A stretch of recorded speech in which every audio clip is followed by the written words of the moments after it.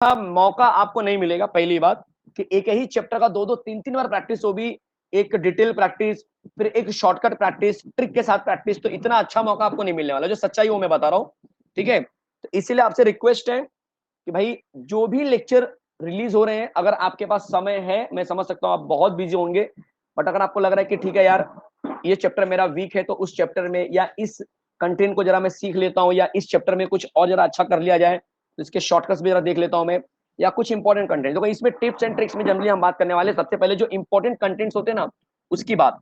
और फोकस हमारा अल्टीमेटली जो है बच्चे, अल्टीमेटली जो है हमारा फोकस जो होगा पूरी तरह से एमसीक्यू पर ही होगा। ऐसा नहीं कि सर आप इस टिप्स एंड ट्रिक्स में पूरा थियरी बताने वाले हो, क्या? नहीं, पूरे थियरी की तरफ नहीं। हमारा फोकस जो होने वाला है अल्टीमेटली वो पूरा का पूरा किसमें होने वाला है? एमसीक्यू पर ही रहेगा। मैं ट्राई करूंगा कि जो अच्छे लेवल के एमसीक्यू हैं, जो पास्ट ईयर के क्वेश्चन है, प्रीवियस ईयर के क्वेश्चन है, वो मैं इस सेशन में ज्यादा ज्यादा कवर करूं। तो मेरा एम ये है बच्चे कि अगर मैं 5 to 6 वाले में रेगुलर लेक्चर ले रहा हूं आपको, विद एक्सप्लेनेशन, विद एमसीक्यू, जहां पे क्लासिकल क्रिटिकल थोड़े से कॉम्पिटेटिव वाले ले रहा हूं, यहां पे मेरा फोकस रहा है कि पूरी तरह से प्रीवियस ईयर का क्वेश्चन डालूं, ताकि आपका ना एक ही चैप्टर का इतना अच्छा प्रैक्टिस हो जाए कि उस चैप्टर से गलती है, उस चैप्टर से बोलते ना रॉन्ग होने का तो कोई सवाल ही नहीं रहे। चलेगा? तो एक बार कंफर्मेशन दे दीजिए कि हाँ सर, अब आप चैप्टर या सेशन को स्टार्ट कर दीजिए। आज का जो चैप्टर होने वाला है, आज का जो चैप्टर होने वाला है बच्चे, वो हैलोजन डेरिवेटिव है।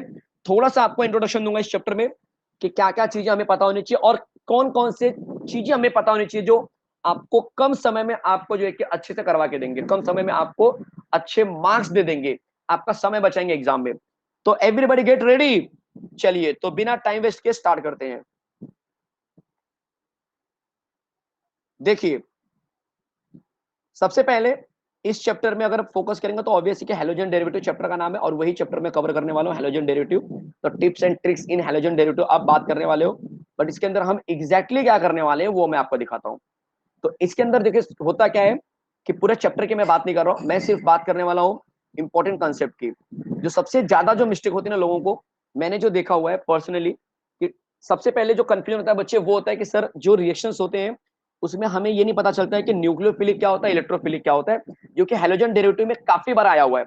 तो मैं आपको सजेस्ट करूंगा कि पहले ये आप एक कंसेप्ट को सेट कर लीजिए माइंड में।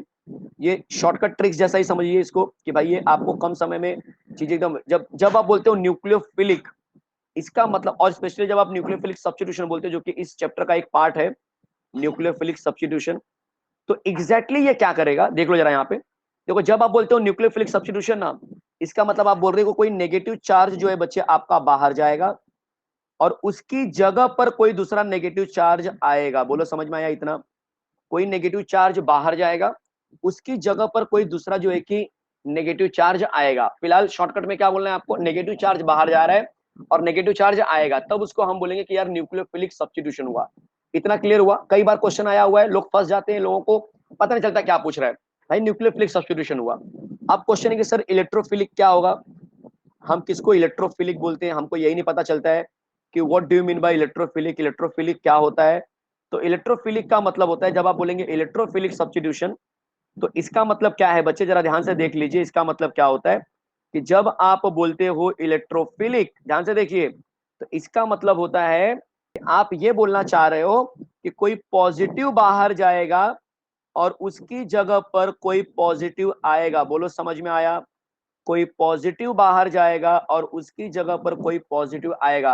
अगर ऐसा हो गया, तब हम बोलेंगे कि यार ये तो इलेक्ट्रोफिलिक सब्स्टिट्यूशन हुआ। कौन सा सब्स्टिट्यूशन हुआ बच्चे? ये इलेक्ट्रोफिलिक सब्स्टिट्यूशन हुआ। बोलो समझ में आया? इतना समझ में आया? Very good, very good, very good. एक एक चीज को समझते चलो, मजा आ जाएगा आपको, लगेगा यार क्या बात है, टिप्स एंड ट्रिक्स तो एकदम धमाल लेक्चर हो गया आज। आगे देखो जरा, अब हम कहां फंसते हैं। जनरल रिएक्शन बच्चे आपने ऑलरेडी पढ़ा होगा, एग्जांपल भी दे दूं मैं आपको, चलो एग्जांपल भी दे देता हूं। जैसे मैंने यहां पे लिया है आर एक्स ले लिया है, और यहां पे मैंने के ओ एच ऐड कर दिया, और मैंने आपसे बोला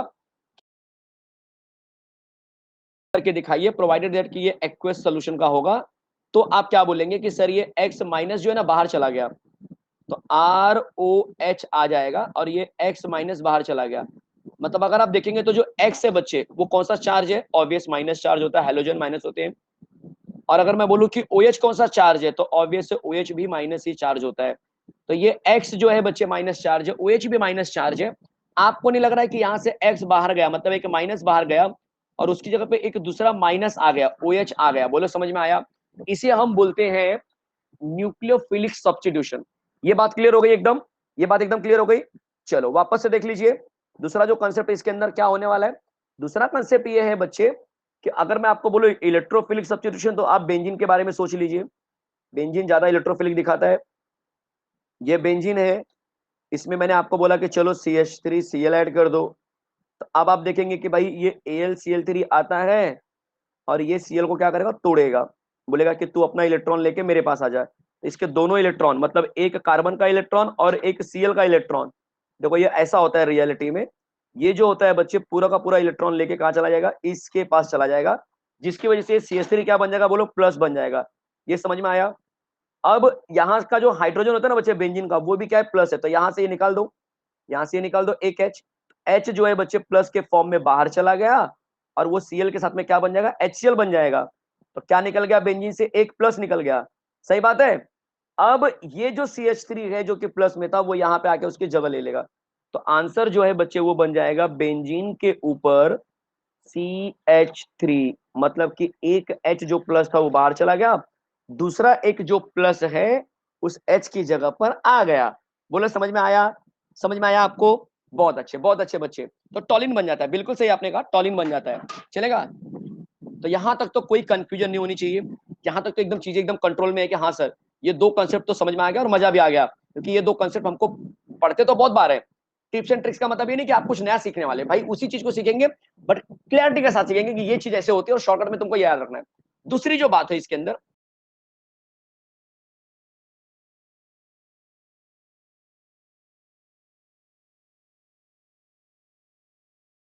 चाहिए, वो है SN1 और SN2 मैकेनिज्म, जिसके ऊपर बहुत बार क्वेश्चन आया है। लोगों को पता नहीं चलता है कि भाई कौन सा कंसेप्ट है जो SN1 को फॉलो करता है, कौन सा है जो SN2 को फॉलो करता है। तो आज उसके बारे में भी हम एकदम शॉर्टकट में बात कर लेंगे, एकदम शॉर्टकट में बात करेंगे कि कैसे हमको पता चलेगा ये SN1 है या SN2 है। देख लीजिए जरा। तो चलो मैं बात करूंगा पहले SN2 मैकेनिज्म से। अगर मैं आपको बोलूं कि जो SN2 मैकेनिज्म है, ध्यान से देखिए, पूरा का पूरा समझ में आ जाएगा। देखो होता क्या है कि SN2 का मतलब होता है, जैसे कि मैं बोलूं अगर आपको कि ये मेरे पास पानी है, ठीक है। अब इस पानी में हमने क्या किया, ये पानी कितना है बच्चे, तो आप बोलेंगे 250 ml, बहुत ही कम पानी है, 250 ml है। और इसमें आपने क्या मिला दिया, इसमें आपने लगभग 25 ग्राम नमक मिला दिया, सॉल्ट, ठीक है। तो इसकी वजह से क्या बन जाएगा, बोलो, नमक और पानी मिलाने से क्या बन जाएगा, तो आप बोलेंगे सर इसको जब हम शेक करेंगे, बराबर, तो ये जो है कि सर सॉल्टी वाटर बन जाएगा। क्या बन जाएगा बच्चे, सॉल्टी वाटर बन जाएगा, सॉल्टी वाटर। तो मैं आपसे क्वेश्चन पूछ रहा हूं, ग्रुप में जरा, चैट में जरा बता दीजिए कि ये सॉल्टी वाटर किन दो रिएक्टेंट के ऊपर डिपेंड है इस समय, जल्दी से बता दीजिए। वो दो सब्सटेंस का नाम क्या होगा, फटाफट बच्चे, आपके आंसर का मैं वेट कर रहा हूं। बहुत अच्छे बहुत अच्छे, सिर्फ NaCl गलत है, सॉल्ट एंड वाटर बिल्कुल सही बच्चे, दीपांशु बिल्कुल सही, सॉल्ट एंड वाटर के ऊपर डिपेंड है, बिल्कुल सही आंसर, NaCl एंड वाटर के ऊपर डिपेंड है। मतलब आप क्या समझ रहे हो, वैसे ही SN2 मैकेनिज्म में जो रेट ऑफ रिएक्शन होता है, जो रेट ऑफ रिएक्शन होता है, वो जनरली आप देखेंगे तो दो रिएक्टेंट के ऊपर डिपेंड होता हुआ नजर आएगा। कितने रिएक्टेंट के ऊपर, दो रिएक्टेंट, या बोल सकते हो बोथ द रिएक्टेंट के ऊपर डिपेंड होता है। तो कई बार क्वेश्चन आया है कि SN2 मैकेनिज्म जो है वो किन दो रिएक्टेंट के ऊपर डिपेंड होने की वजह से SN2 नाम पड़ता है। तो आप टिक मार्क करके आएंगे कि भाई एक तो हमारा होता है CH3Br, इथाइल मिथाइल प्रोपाइल कुछ भी ले लो, और दूसरा होता है न्यूक्लियोफाइल OH-। ये दो रिएक्शन जो होते हैं SN2 को फॉलो करते हैं, या दो जो रिएक्टेंट है ये SN2 को फॉलो करते हैं। बट क्वेश्चन ये है कि सर मिथाइल ब्रोमाइड की खास बात क्या है कि वो SN2 को करता है, SN1 को नहीं करता है। तो अब जरा देखो यहाँ पे, ध्यान देना जरा। अगर मैं आपसे बोलूं, समझ लो पहले अच्छे से, अगर मैं आपसे बोलूं कि ये रहा मेरे पास मिथाइल, ध्यान देना जरा अच्छे से, और ये रहा ब्रोमाइड, और इसके ऊपर ये OH- जो है बच्चे अटैक करने वाला है। कई क्वेश्चन आया हुआ है, तो बताओ इसमें कौन सा सॉल्वेंट यूज करते हैं, इस मैकेनिज्म में कौन सा सॉल्वेंट यूज होता है। अगर आपको आंसर पता है तो चैट बॉक्स में बता दीजिए, किस तरह का सॉल्वेंट यूज करते हैं, जल्दी से बता दो। क्वेश्चन मार्क मतलब बच्चे सॉल्वेंट मैं पूछ रहा हूं आपसे। नहीं नहीं नहीं नहीं, जो बोल रहे हैं NaOH बिल्कुल गलत है बच्चे। यही देखो ये MCQ जो है ना, वेरी गुड वेरी गुड, देखो अब ये हुई ना बात बच्चे, बहुत सारे बच्चे वेरी गुड बच्चे, जय कुमार बहुत अच्छे। नहीं बच्चे, साइली गलत बोल रहे हैं आप लोग, हालात गलत बोल रहे हैं। अनुराग गलत बोल रहे हैं। नहीं बच्चे, इसका एक स्पेसिफिक नाम होता है जिसको हम बोलते हैं अप्रोटिक सॉल्वेंट। क्या बोलते हैं? Aprotic solvent. तो एक मार्क का ये क्वेश्चन है जो कई बार पूछा गया है और लोगों को इसके बारे में आइडिया नहीं है, ये होता क्या पता नहीं सर। अप्रोटिक का मतलब होता है कि बिना प्रोटॉन वाला, या हमारे लैंग्वेज में बोलूं तो नेगेटिव चार्ज वाला। आप ऐसे मान के चलो, शॉर्टकट बता रहा हूं, शॉर्टकट बता रहा हूं बच्चे, एकदम कम समय में याद करने का। नेगेटिव चार्ज वाला कोई होगा सॉल्वेंट, मतलब अगर यहाँ पे नेगेटिव चार्ज वाला सॉल्वेंट है तो आपको नहीं लग रहा है कि ये नेगेटिव इस OH को धक्का मारेगा, रिपल करेगा, और इस धक्का लगने की वजह से ये OH क्या होगा बोलो, बहुत तेजी से अटैक करेगा इस Br के पास। लेकिन Br भी नेगेटिव है तो Br के पास भी काम नहीं बन पाया, इसलिए ये आके पीछे से अटैक करता है। बोलो समझ में आया? पूरा रीजन समझ में आ गया क्या सीन होता है पूरा? तो कई बार ये क्वेश्चन में आया हुआ है, लोगों को SN1 SN2 आने के बाद भी सॉल्वेंट का लॉजिक नहीं पता होता कि सर ये सॉल्वेंट करता क्या है। ये सॉल्वेंट आता है अप्रोटिक सॉल्वेंट, तो उसकी वजह से क्या हुआ? अरे आपको टिक मार्क करना है कि उसकी वजह से OH जो है बच्चे एक्साइट हो जाता है। थोड़ा सा हाई लेवल का कंसेप्ट भी सिखा रहा हूं, क्योंकि ऐसा ऐसा मैं उम्मीद कर रहा हूं कि भाई पेपर चाहे लो लेवल आए चाहे इजी टफ लेवल आए, हमारे जो नून के बच्चे हैं MST सिटी उनका क्रैक होना ही चाहिए। वापस से बोल रहा हूं बच्चे, आंचल वापस से रिपीट कर रहा हूं, मैंने क्या बोला? अप्रोटिक का मतलब शॉर्टकट में क्या समझना है तुम्हें? नेगेटिव चार्ज वाला सॉल्वेंट। अब यहाँ पे अगर मैंने नेगेटिव चार्ज का सॉल्वेंट ले लिया, जैसे ये बीकर है, इस बीकर में अगर आपने पहले से ही क्या ले लिया बच्चे? नेगेटिव चार्ज का सॉल्वेंट ले लिया, नेगेटिव चार्ज वाला, और उसमें नेगेटिव चार्ज का OH भी डाला हुआ है, तो कॉमन सी बात है कि OH उसके साथ क्या करेगा? रिपेल करेगा। रिपेल करेगा तो कॉमन सी बात है कि वो रिपल्शन की वजह से OH क्या होगा? सॉल्वेंट के साथ नहीं रहेगा, वो सॉल्वेंट से निकलकर किसी और के पास जाना चाहेगा, और यही रीजन है कि OH आपका क्या होता है बच्चे? स्ट्रॉन्ग बन जाता है। तो कई बार क्वेश्चन पूछा गया है कि भाई जो OH है वो स्ट्रॉन्ग क्यों होता है? OH को स्ट्रॉन्ग कौन बनाता है? क्या आप मुझे बता सकते हैं कि हम जब हम बोलते हैं कि यहाँ पे हमको स्ट्रॉन्ग न्यूक्लियोफिलिक लेना होता है, इसका मतलब आज समझ में आ गया आपको? सबको समझ में आ गया कि भाई क्या है ये एग्जैक्टली? स्ट्रॉन्ग इलेक्ट्रोफाइल का मतलब क्या हो गया बोलो? OH स्ट्रॉन्ग कैसे हुआ? सबको समझ में आया? सबको समझ में आया? यस, क्योंकि अप्रोटिक होता है जो आपका नेगेटिव चार्ज जैसा नेचर दिखाता है, जिसकी वजह से आपका OH टूट के कहीं और जाके अटैक करना चाहता है। क्लियर है? अब क्वेश्चन अब ये भी है कि सर हम मिथाइल ब्रोमाइड ही क्यों लेते हैं, हम प्रोपाइल सेक प्रोपाइल आइसोप्रोपाइल क्यों नहीं लेते हैं? बहुत अच्छे बच्चे, आंचल एग्जांपल दे रहा हूं मैं। तो इसका रीजन ये है, देख लो यहां पे, जब हम प्राइमरी अल्काइल हैलाइड लेते हैं, प्राइमरी का मतलब इस तरह के नेचर वाले, दिखाई दे रहा है कि नहीं दिखाई दे रहा है सबको? देखो इस तरह के बंदे जब हम लेते हैं, जिसका नाम है इथाइल ब्रोमाइड या मिथाइल ब्रोमाइड, इस तरह के जब हम बंदे लेते हैं, तो बच्चे आपको समझना है कि इनके निकलने की वजह से इसका जो प्लस चार्ज होता है ना बच्चे, वहां पे प्लस चार्ज आता है, और प्राइमरी के ऊपर plus charge will be most unstable. ये अनस्टेबल होता है, ध्यान देना इस बात को। ये अनस्टेबल नेचर दिखाता है। कौन सा अनस्टेबल दिखाता है? जब कभी भी प्राइमरी के ऊपर प्लस चार्ज होगा। तो आप मुझे बताओ कि क्या कोई भी सी जो प्राइमरी नेचर का होगा, क्या वो प्लस चार्ज बनना चाहेगा? नहीं बनना चाहेगा। जब वो नहीं बनना चाहेगा तो फिर क्या करेंगे सर? तब ये करेंगे कि ये Br को पकड़ के रखेंगे, और इसीलिए ये Br जो है बच्चे इसके पास चिपक के रहता है, पकड़ के रहता है, और यही रीजन है कि OH जो है Br का वेट नहीं करता, क्योंकि OH को सच्चाई पता है, OH को सच्चाई पता है कि भाई ये Br जो है ना वो निकलने वाला नहीं है, इसीलिए क्या होगा बोलो? वो पीछे से अटैक करने के लिए मजबूर हो जाता है। तो अगर आपको मैं बोलूं कि यार SN2 में पीछे से अटैक करते हैं, तो बताओ SN2 कौन कौन से बंदे दिखाते हैं? तो आज आपको सच्चाई पता चल गई है कि जो Br आसानी से नहीं निकलेगा उसी में OH पीछे से अटैक करेगा और वही SN2 दिखाएगा। तो किसका Br आसानी से नहीं निकलेगा? ये कौन डिसाइड करेगा? ये बच्चे डिसाइड करेगा कि सामने वाला जो कंपाउंड है वो कैसा है। वोलेटाइल का मतलब होता है बच्चे हिमांशु जो आसानी से गैस बन जाए, रूम टेम्परेचर पे जो गैस बन जाए। वोलेटाइल का यहाँ पे कोई मतलब नहीं है। तो अगर मैं आपसे बोलूं कि ये प्लस या फिर ये प्लस या फिर ये प्लस, देख लो जरा, ये सारे प्लस कैसे होते हैं? तो मैं आपको बोलूंगा कि ये सारे के सारे प्लस जो है प्राइमरी वाले हैं, जो कि अपने आप में क्या होते हैं बच्चे? अनस्टेबल होते हैं, और इसकी वजह से OH इनके पीछे से अटैक करता है। कहां से अटैक करता है? पीछे से। सर पीछे से क्यों करता है? क्योंकि आगे Br खुद होता है। आया समझ में? यहाँ पे पीछे से अटैक करेगा, यहाँ पर भी पीछे से अटैक करेगा। बोलो समझ में आया?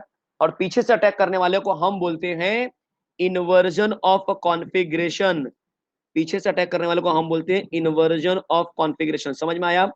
इन्वर्जन ऑफ कॉन्फिग्रेशन बोलते हैं बच्चे। इतना समझ में आ गया सबको? पूरा का पूरा मॉलिक्यूल जो है बच्चे पीछे से अटैक करता है, इसलिए इसको हम कहीं कहीं पे बोलते हैं कि 100% इन्वर्जन। चलेगा? यहां तक क्लियर है? सबको समझ में आ गया? पूरा मैकेनिज्म का एक मेन जो टिप्स ट्रिक्स है आपके लिए, शॉर्टकट, कि कोई भी प्राइमरी दिखा तो SN2 खत्म, कुछ सोचना ही नहीं है। कोई भी प्राइमरी दिखा तो क्या टिक मार्क करेंगे बच्चे, सेकेंडरी, मतलब SN2। अब आता हूं नए कंटेंट पे, ध्यान से देखना, मजा आ जाएगा एकदम। SN1 इंपॉर्टेंट कंसेप्ट से डील होगा इस लेक्चर में।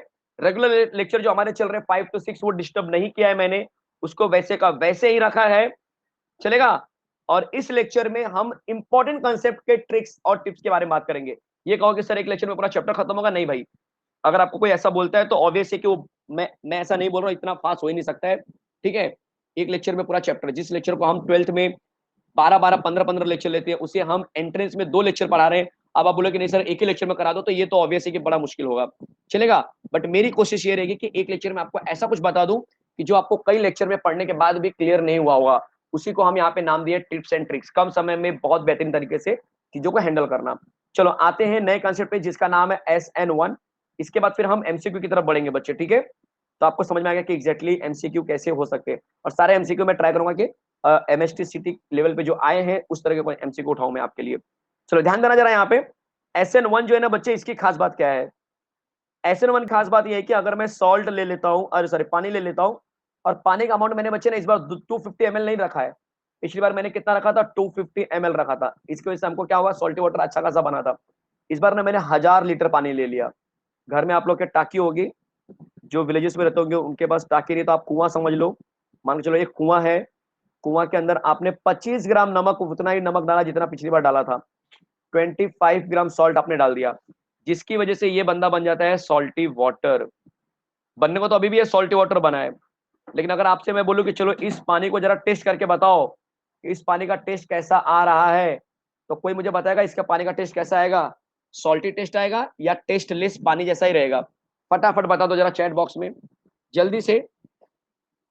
नॉर्मल नॉर्मल, सॉल्टी कौन लिख रहा है भाई, सॉल्टी कौन लिख रहा है, पानी जैसा ही रहेगा मेरे बच्चे। आप ये तो देखो पहले, 1000 लीटर पानी लिया है मेरे भाई, 1000 लीटर पानी, 1000 लीटर पानी में अगर आप 25 ग्राम नमक डालेंगे तो पानी का टेस्ट पानी जैसा ही रहेगा, नॉर्मल ही रहेगा। तो मैं आपसे पूछना चाहता हूं कि अगर मैं आपको बोलूं कि चलो बताओ इसका सॉल्टी वाटर जो बना है वो पूरी तरह से किसके ऊपर डिपेंड है, किस क्वांटिटी के ऊपर डिपेंड है, नमक के ऊपर डिपेंड है या फिर पानी के ऊपर डिपेंड है, जो आंसर बना है आपका, जो सॉल्टी वाटर बना है। तो आप बोलेंगे सर सॉल्टी वाटर तो बना है बट डिपेंड पूरी तरह से पानी के ऊपर है, नमक के ऊपर नहीं बच्चे, नमक के ऊपर नहीं। नमक के ऊपर डिपेंड होगा तो नमक का टेस्ट आता है, सही बात है, नमक का टेस्ट आ ही नहीं रहा है, इसका मतलब ये पूरी तरह से पानी के ऊपर डिपेंड है। SN1 में भी ऐसा ही होता है कि हम SN2 के कंपेयर में SN1 में कार्बन का नंबर बच्चे बहुत बढ़ा देते हैं, और उसका जो डिग्री है वो भी हम बहुत ज्यादा चेंजेस कर देते हैं। वहां पे हम प्राइमरी ले रहे थे, यहाँ पे बच्चे हम क्या ले लेते हैं, टर्शरी ले लेते हैं। क्या ले लेते हैं, टर्शरी। मतलब ये पानी का अमाउंट मैंने बढ़ा दिया, कार्बन का अमाउंट बढ़ा दिया, लेकिन जो ये जो OH है ना बच्चे, मतलब जो नमक है, उसको मैंने उतने का उतना ही रखा हुआ है। तो अब आप मुझे बताओ कि इसका जो रिएक्शन होगा, उसमें जो रेट ऑफ रिएक्शन होगा, सोच के बताना, जो रेट ऑफ रिएक्शन होगा बच्चे, आप मुझे बताओ किसके ऊपर डिपेंड होगा। अभी आपको मैंने एग्जांपल दिया था पानी और नमक वाला, उसी को सोच के बताना है। रेट ऑफ रिएक्शन किसके ऊपर डिपेंड होगा, चैट बॉक्स में बता दो जल्दी से, कौन है जो रेट ऑफ रिएक्शन को कंट्रोल करेगा, जल्दी। पानी के ऊपर, पानी के फॉर्म में यहाँ पे हम क्या बोलेंगे, टर्शरी टर्ट अल्काइल ब्यूटाइल बोलेंगे, बराबर ना, tert alkyl bromide, sorry tert alkyl bromide, मतलब ये इसके ऊपर डिपेंड करेगा, जो कोई इस रिएक्टेंट के ऊपर डिपेंड करेगा, सही बात है। मतलब शॉर्टकट में अगर मैं लिखूं तो मैं बोलूंगा कि सर इसके ऊपर डिपेंड करेगा, पानी के ऊपर डिपेंड करेगा। वेरी गुड, पानी आप लोग बोल रहे हैं, लेकिन मैं ये समझ रहा हूँ कि आप ये बोलना चाह रहे हो, राइट। टर्शरी अल्काइल ब्रोमाइड, बिल्कुल सही बच्चे अविनाश, टर्शरी ब्यूटाइल ब्रोमाइड, बिल्कुल सही। खुशबू, बहुत बहुत अच्छे आपने आंसर दिए। तो बच्चे इसके ऊपर डिपेंड करने वाला है, सही बात है, सही बात है, सही बात है। तो इसका मतलब हुआ कि ये जो कंपाउंड है वो टर्शरी नेचर वाला है, और ये एक ही के ऊपर डिपेंड होता है, मतलब इसका रेट ऑफ रिएक्शन एक ही के ऊपर डिपेंड होता है, खुद के ऊपर डिपेंड होता है। इसका मतलब मुझे समझ में आ गया आज कि SN1 जो होगा ना, वो एक्चुअल में टर्शरी को फॉलो करता है। SN1 किसको फॉलो करता है बच्चे, टर्शरी को फॉलो करता है। बोलो समझ में आया, टर्शरी को फॉलो करता है मेरे भाई, टर्शरी को फॉलो करता है, समझ आ गया। अब उमेर पूछ रहे हैं कि sir which compound goes through SN2। SN2 जो बच्चे प्राइमरी नेचर के होते हैं, जो प्राइमरी नेचर के होते हैं वो SN2 को फॉलो करते हैं। क्लियर है बच्चे, उमेर। चलो अब बात होने वाली है कि सर प्राइम SN1 कौन फॉलो करेगा, तो आंसर होगा टर्ट वाला फॉलो करेगा। चलो दोनों चीज क्लियर हो चुकी है। अब आपको एग्जांपल दिखाता हूं कि इसमें होता क्या है। जैसे पिछली बार वाले में आपने देखा कि हाँ ऐसे ऐसे कंडीशन थी और इस तरह से मैकेनिज्म हो रहा था, तो इसमें क्या होता है, तो इसमें होता ये है कि यहाँ पे CH3 है, थोड़ा सा मैं स्टाइलिश लैंग्वेज में लिख दूं जरा आपको समझाने के लिए। ये CH3 है, ये C है, यहां पर भी CH3, यहां पर भी CH3, आगे ले लिया मैंने Br। अब सोचो कि ये OH यहाँ पे है रेडी, लेकिन अब क्वेश्चन ये आ रहा है, अगर मैंने यहाँ पे अप्रोटिक ले लिया, क्या ले लिया बच्चे, अप्रोटिक ले लिया, तब ये अप्रोटिक वजह से ये OH क्या करेगा, अटैक करेगा, लेकिन आगे Br है तो फिर इसको पीछे से अटैक करना पड़ेगा। लेकिन यहाँ पे सीन उल्टा है। सीन उल्टा क्या है, अलाहाद बच्चे मैं आपको बताऊंगा सेकेंडरी में क्या होगा, टेंशन मत लो। सेकेंडरी आज का लेक्चर ही वही है कि आपको ना टिप्स एंड ट्रिक्स में वो चीजें सिखाऊंगा जो आपको रेगुलर लेक्चर में नहीं मिली होंगी। सेकेंडरी पे बात करूंगा बच्चे, अलाहाद बिल्कुल बेफिक्र रहिए आप। अब यहाँ पे तकलीफ ये है ना कि ये सी चाहता है कि Br निकल जाए, क्यों, क्योंकि इसके निकलने से ये जो टर्शरी अल्काइल हलाइड बनेगा वो एकदम स्टेबल हो जाएगा। कैसा हो जाएगा बच्चे, एकदम स्टेबल हो जाएगा। तो इस स्टेबिलिटी को पाने के लिए ये सी Br को तोड़ना चाहता है, और जब जो सी है बच्चे, जब वो Br को तोड़ देगा, जब Br को तोड़ देगा, तब ये OH का मौका मिल जाएगा अटैक करने का। तो इसका मतलब ये है कि ये जो प्रोटिक सॉल्वेंट है उसका यहाँ पे कोई काम नहीं है। आप जबरदस्ती पीछे अटैक मत कराओ, कोई मतलब नहीं है, क्योंकि पीछे अटैक करेगा तो सी जो है डिस्टर्ब होने लगेगा, क्योंकि सी बोलेगा कि Br के निकलने से मैं स्टेबल हो रहा हूं, तुम्हारे आने से स्टेबल नहीं हो रहा हूं, तो तुम Br को निकालो पहले। तो इसीलिए जो है कि ये OH जो है बच्चे वो अपने एक्वस नेचर की वजह से पहले ये Br को क्या करता है, तोड़ता है।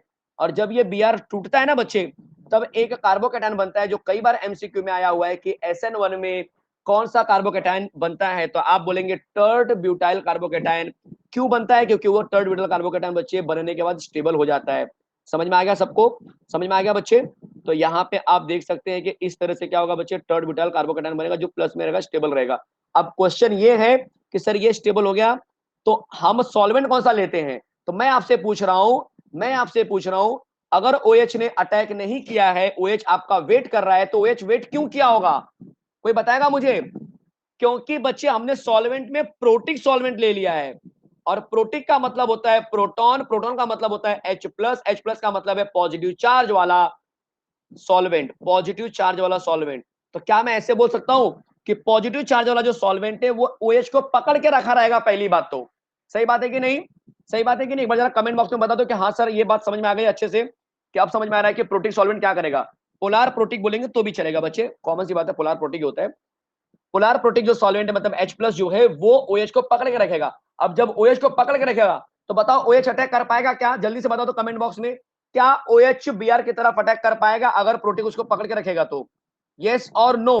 नो, अगर वो अटैक नहीं करेगा तो मुझे बताओ क्या OH स्ट्रांग हुआ कि वीक हुआ, यहाँ पे OH का नेचर स्ट्रांग हुआ कि वीक हुआ, कमेंट बॉक्स में बताते चलो फटाफट। OH का नेचर स्ट्रांग हुआ कि वीक हुआ, तो आप बोलेंगे सर वीक हो गया, क्योंकि वो OH के पास इतनी ताकत नहीं है कि वो प्रोटिक सॉल्वेंट से निकलकर जाके अटैक करे, इतना हिम्मत नहीं उसके पास। इसका मतलब कि अब चीज समझ में आ गया। एक और नया चीज आपने सीख लिया आज, क्या, कि भाई जब भी आप SN2 करते हो तो स्ट्रॉन्ग इलेक्ट्रोलाइट लेते हो, स्ट्रॉन्ग OH लेते हो, न्यूक्लियोफाइल कैसा होता है, स्ट्रॉन्ग होता है, और SN1 वाले केस में वीक न्यूक्लियोफाइल लेते हो। ये चीज समझ में आ गई बच्चे, नया नया चीज आ रहा है एकदम, आप एकदम नया नया चीज आ रहा है। अब ये तो समझ में आ गया सर, हमको आगे का जरा बता दो थोड़ा सा, जरूर बताऊंगा मैं। तो क्या मैं ऐसे बोल सकता हूं कि अब जो मेरा सिचुएशन कुछ ऐसा हो चुका है कि यहाँ पे इसके पास यहाँ पे प्लस आ चुका है, अब यहाँ पे OH- रेडी है, बट 90% बच्चे अभी भी डाउट में आते हैं कि सर ये प्रोटिक वाला जो है जब OH को पकड़ के रखता है, ये OH को पकड़ के रखा है ना, तो फिर ये OH अटैक कैसे करता है इसके पास और इसके पास, पीछे से आके और आगे से आके ये अटैक कैसे करता है। तो मैं आज आपको समझा रहा हूं कि अटैक कैसे करता है। देखो दो तरह का प्यार होता है, जो सच्चाई वो बता रहा हूं। एक होता है कि माता पिता वाला प्यार, मतलब समझ रहे हैं, मम्मी डैडी वाला प्यार है, और एक होता है बच्चे गर्लफ्रेंड बॉयफ्रेंड वाला प्यार, हस्बैंड वाइफ वाला प्यार, जो सच वो बता रहा हूँ।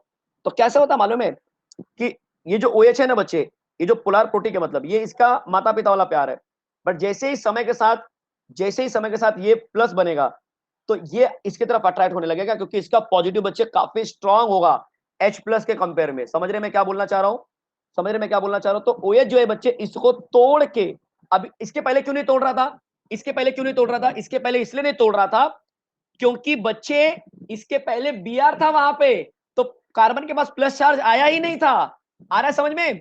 इसीलिए जो है OH बेचारा आसानी से अपने माता पिता से जुड़ा हुआ था, बट जैसे ही वो जगह खाली मिली, कह रहे नहीं यार वहां पे प्यार, वहां पे अट्रैक्शन, वहां पे चार्ज ज्यादा हो गया, इसका मतलब ये OH जाएगा वहां पे अटैक करेगा। बोलो समझ में आ गया? बोलो समझ में आ गया? तो ये OH क्या करेगा? वहां पे अटैक करेगा। एकदम चीजें एकदम क्लियर हो रही है, प्रैक्टिकल लाइफ में हम लोग चल रहे हैं, एकदम कोई ऐसी बड़ी बात नहीं है, जो सच है वो मैं बता रहा हूँ। यहाँ तक एकदम सच्चाई समझ में आ गई। अब दूसरा जो सबसे बड़ा डाउट आता है, लोगों को लगता है कि भाई सर ये पीछे भी अटैक क्यों करता है? जब इसको सामने जगह पूरा का पूरा मिला हुआ है तो पीछे अटैक क्यों करता है? कोई बता सकता है? कोई बता सकता है? शीतल बच्चे वापस से देखो जरा। शीतल, क्वेश्चन यहाँ पे बहुत प्यारा सा है कि जब OH को पूरा पूरा का पूरा जगह मिला है, अगर मैं आपको बोलूं कि भाई तू सामने वाले मेरे घर पे रास्ते से आ जा, तो तू पीछे से चढ़ के खिड़की से क्यों आ रहा है? जब तुझे पता ही है कि अरे यार ये तो टूट चुका है ना। देखो ना यहाँ पे देखो जरा, यहाँ पे देखो, ये प्लस बन चुका है, सामने OH माइनस है, बराबर। तो अब ये यहां से तो अटैक कर सकता है ना पूरा का पूरा, तो इतना घूम के पीछे से क्यों आ रहा है? मैं आपको समझाता हूं। क्योंकि बच्चे होता क्या है कि जब ये Br यहां से टूटता है ना, यहां से सी के यहां से, तो ये Br टूट के बहुत दूर नहीं जाता, ये Br टूट के यहीं पे घूमता रहता है, यहीं पे मड़राता रहता है, यहीं पे घूम रहा है। यहीं पे देखो दिख रहा नहीं, जो मैं ये कर रहा हूं, हाईलाइट कर रहा हूं, ये Br घूम रहा है। और Br जब घूमता है ना बच्चे, तब ये OH जब आता है तो इसको डिस्टर्ब करता है। तो OH क्या बोलते हैं? अरे यार ये वापस से सामने आ गया, अच्छा थोड़ा एक काम करता हूं, थोड़ा साइड से मैं अटैक करता हूं। तो कुछ मॉलिक्यूल इसके साइड से अटैक करते हैं, कुछ मॉलिक्यूल एकदम पीछे चले जाते हैं। और पीछे भी क्यों जाते हैं? क्योंकि पीछे जाने के पीछे लॉजिक है कि Br के निकलने से, आपको दिखाता हूं, Br के निकलने से जो क्राउड होता है टर्शरी के ऊपर वो कम हो जाता है। देखो अगर आप ध्यान से देखेंगे तो आपको समझ में आएगा। बहुत ध्यान से देखना, जो लोग थोड़ा सा ध्यान से देखेंगे उनको समझ में आएगा, हाँ यार सर सही बोल रहे हैं। देखो जब Br था ना बच्चे यहाँ पे, जब Br था तो देखो इसके बीच का गैप देखो, इसके बीच का गैप देखो, इसके बीच का गैप देखो, इसके बीच का गैप देखो। तो आपको लगेगा कि सर ये वाला गैप इक्वल दिख रहा है मुझे, बट ये गैप मतलब थोड़े कम लग रहे हैं। कम लग रहे हैं ना? कम लग रहे हैं, बहुत अच्छे। अगर मैं Br को निकाल दूं, देखो अब मैंने Br को निकाल दिया, अब मुझे बताना क्या है? अब जरा बताना मुझे क्या है, ध्यान देना बच्चे। CH3 C CH3। अब जरा बताओ, आपको नहीं लग रहा कि सब जगह गैप सेम हो गया? जरा चेक करो, सब जगह गैप सेम हो गया, सही बात है, सही बात है, बहुत अच्छे बहुत अच्छे। लेकिन आपको नहीं लग रहा कि अगर गैप सब जगह सेम है तो ये जो OH माइनस है उसको कहीं से भी अटैक करने में कोई तकलीफ नहीं है? तकलीफ उसको आगे अटैक करने में बल्कि थोड़ी है। क्यों? क्योंकि आगे जो है ना बच्चे Br घूम रहा है, Br जो टूटा है वो आगे घूम रहा है, इसीलिए OH के कुछ पार्टिकल्स पीछे से अटैक करते हैं और कुछ पार्टिकल आगे से अटैक करते हैं। और जब आगे और पीछे दोनों से अटैक करेंगे तो इसको हम बोलते हैं कि भाई ये रेसिमिक मिक्सचर बनाते हैं। क्या बनाते हैं बच्चे? रेसिमिक मिक्सचर बनाते हैं। क्या बनाते हैं? रेसिमिक मिक्सचर बनाते हुए नजर आते हैं। बोलो समझ में आया? बोलो समझ में आया? समझ में आ गया बच्चे सबको? इसीलिए हम बोलते हैं कि कुछ 50% लोग आगे से अटैक करते हैं और 50% पीछे से अटैक करते हैं, ऐसा हम बोलते हैं। बट प्रैक्टिकली लाइफ में अगर आप देखेंगे तो 51% जो है बच्चे बैक साइड वाले लोग होते हैं, पीछे से ज्यादा अटैक होता है। और 49% जो होते हैं बच्चे वो फ्रंट अटैक करते हैं। सर ऐसा क्यों बोल रहे हो आप? देखो हम ना पढ़ने के लिए हम बोलते हैं 50% रिटेंशन, 50% इन्वर्जन, बट रियलिटी क्या है कि 51% जो होता है बच्चे वो बैक साइड से होता है और 49% जो होता है फ्रंट से होता है। क्यों? क्योंकि बच्चे सामने जो होता है ना, सामने Br घूम रहा है, जिसकी वजह से OH के ज्यादा मॉलिक्यूल अटैक कर ही नहीं पाते, तो उनको मजबूरी में पीछे आना पड़ता है। ये पूरी सच्चाई है। बट कैसा था कि आपके महाराष्ट्र बोर्ड में लिख दिया कि भाई रेसिमिक मिक्सचर बनता है। अब रेसिमिक मिक्सचर का डेफिनेशन आपको पता ही होगा, an equimolar compound of laevo and dextro. तो इक्विमोलर की वजह से हम उसको 50-50 बोलते हैं। बट अगर जो लोग एनसीईआरटी उठाएंगे, जो आईएस की बुक उठाएंगे, ठीक है, जो रेफरेंस बुक उठाएंगे, तो उनको पता चलेगा अरे यार ये तो 51 और 49 का कांसेप्ट है इसके अंदर, तो सच्चाई वहां से पता चलती है। ठीक है, बट आपको 51-49 है नहीं एमएसटी सिटी में, नीट लेवल पे जाएंगे तो आपको मिलेगा शायद। ठीक है, लाइवो डेक्स्ट्रो, यस यस एग्जैक्टली बच्चे, चलेगा। तो बोलो मजा आया कि नहीं आया? पहले बता दो, ये सब ट्रिक्स आपको पहले पता था क्या? इतनी सारी चीजें आपको पता थी पूरे डिटेल में? मुश्किल था थोड़ा, लेकिन आज आपको पता चल गया कि नहीं, बहुत सारी चीजें पता रहा भी होगा नो डाउट, बट थोड़ा सा आपको जरा क्लैरिटी मिल गया। ओ माय गॉड, तो अब समझ में आया कि पीछे क्राउड कम होता है Br के निकलने से, डिस्टेंस इक्वल होते हैं, जिसकी वजह से OH पीछे भी अटैक करता है, आगे अटैक क्यों नहीं करता है? क्योंकि Br वहीं पे घूमता रहता है। तो ये सारी चीजें थी। ठीक है, दिव्या बच्चे हार्ड क्यों लग रहा है? बच्चे आप लेट आए होंगे शायद, इसलिए जो लोग लेट आए होंगे वहां पे थोड़ा सा उनको तकलीफ होगी। बट मैं ऐसा सोच रहा हूँ, चलेगा, बट मैं ऐसा सोच रहा हूँ कि शायद आप लेट आओगे इसलिए आपको तकलीफ होगी। अदरवाइज एक बार चैट बॉक्स में जरा क्लियर कर दो, क्या आपको सारा कंसेप्ट जो लेक्चर बैठ रहे स्टार्टिंग से, क्या आपको सारा कंसेप्ट समझ में आ गया? SN1 SN2 इलेक्ट्रोफिलिक न्यूक्लियोफिलिक, एक बार चैट बॉक्स में जरा बता दो जल्दी से, ताकि जो लोग लेक्चर लेट देख रहे हैं उनको पता चले कि नहीं नहीं सर ने अच्छे से कराया है। अदरवाइज कैसा होता है कि मुझे कंफ्यूज होता है कि यार मेरे बच्चों को समझ में नहीं आया। चलो बहुत अच्छे बच्चे, क्लियर है, very good very good very good. तो क्या आप एमसीक्यू के लिए रेडी हो? आज जो एमसीक्यू कराऊंगा बच्चे वो पूरा का पूरा जो है, पूरा का पूरा जो है प्रीवियस ईयर के क्वेश्चन टाइप रहेंगे। आपने जरूर कहीं ना कहीं किए होंगे, नो डाउट। तो आज अगर आपने किया है तो आपका रिवीजन हो रहा है। मतलब आपको एक अच्छी बात क्या हो गया मालूम है नून पे, कि आपका रिवीजन भी नून करवा रहा है। आप समझ रहे हैं मैं क्या बोलना चाह रहा हूं? मतलब अगर जो लोग ना सिर्फ lecture to lecture he follow करेंगे ना, सारे के सारे 8-10 घंटे लेक्चर होते हैं टोटल मिला के, अगर आप देखेंगे मतलब मैथ्स का, केमिस्ट्री का, फिजिक्स का, ठीक है, बायो आपका ऑब्वियस है, तीन ही कॉम्बिनेशन होगा आपका, फिजिक्स केमिस्ट्री मैथ्स या फिजिक्स केमिस्ट्री बायो। अब जो बोलेगा कि नहीं सर मैं दोनों देखता हूँ, मैथ्स भी देखता हूँ बायो भी देखता हूँ, तो भाई आप फिलहाल बहुत श्योर नहीं होंगे शायद अपने बोलते हैं ना स्ट्रेटेजी को लेके। तो आपकी मर्जी, आप कैसे करेंगे। ओके, पीके पीके बोल रहे हैं कि सर हिंड्रेंस क्या होता है? बहुत अच्छा क्वेश्चन। हिंड्रेंस का मतलब होता है बच्चे क्राउड,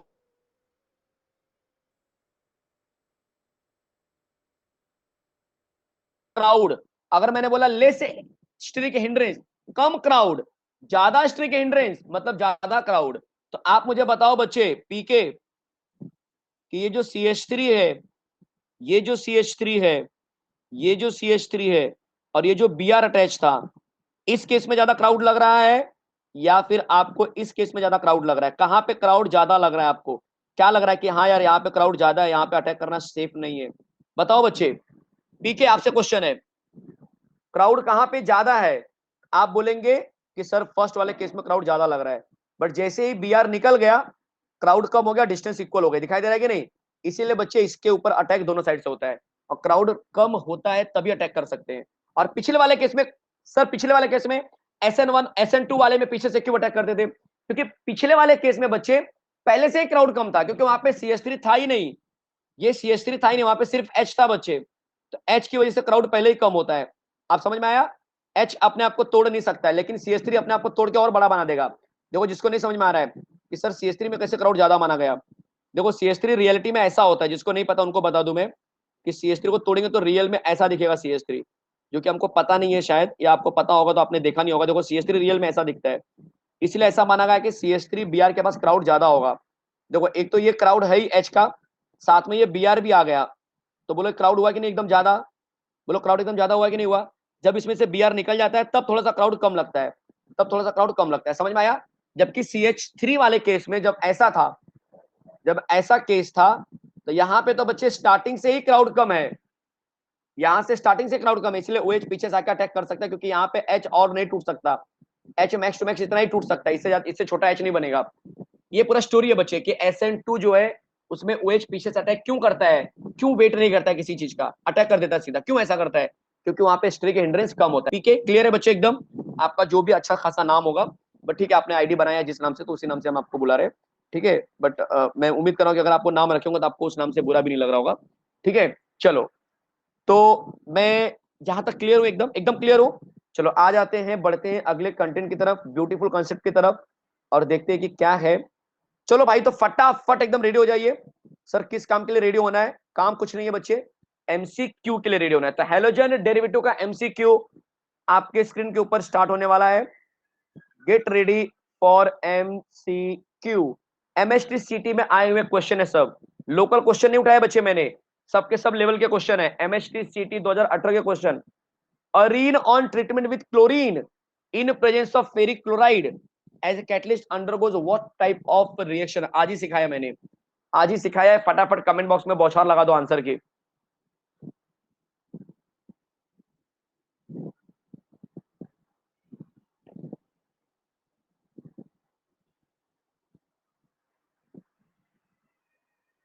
जल्दी बच्चे, मैं आपके आंसर का वेट कर रहा हूं। जितना जल्दी देंगे उतना आपके लिए अच्छा रहेगा, उतना अच्छी से चीजें क्लियर होंगी, तो क्या उतना कंफ्यूजन नहीं होगा। नहीं तो कैसा होता है कि कंफ्यूजन हो जाता है लोगों को।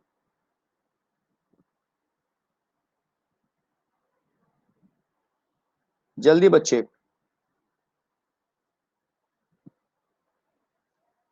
Very good very good very good. चलो मैं जरा यहाँ पे अनम्यूट करता हूँ और देखता हूँ कि कितने लोग यहाँ पे आंसर दे रहे हैं और कौन सा आंसर दे रहे हैं, क्या राइट आंसर है, क्या सही ट्रैक पे हैं आप लोग। कितना सारी सारी चीजें यहाँ पे चेक करते हैं। चलो बहुत सारे लोग हैं लाइन पे, बट देखते हैं।